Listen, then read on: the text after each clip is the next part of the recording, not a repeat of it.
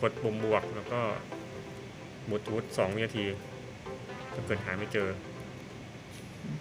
หาไม่เจอนี่อะไรนี่ไงคนนี้มิ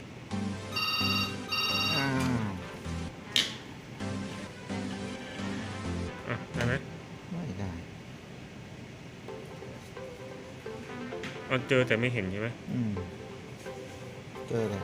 นี่ไงเจอละนี่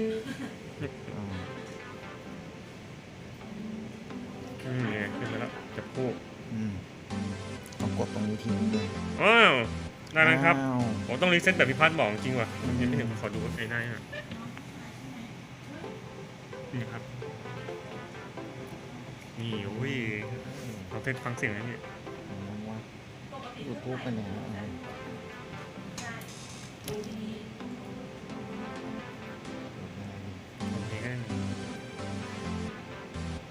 อย่าเพลงดังนะอะไรจริงว่ะเยี่ยต้องรีเซ็ตแต่พิพัฒน์บอกโอเค GBC หายตายJBL ใครซื้อมาเนี่ยแถมน้ำมันเครื่องตั้งนานแล้วใช้มานานแล้วพี่พิพัฒน์จริงๆมันต้องรีเซ็ตจริงๆว่ะ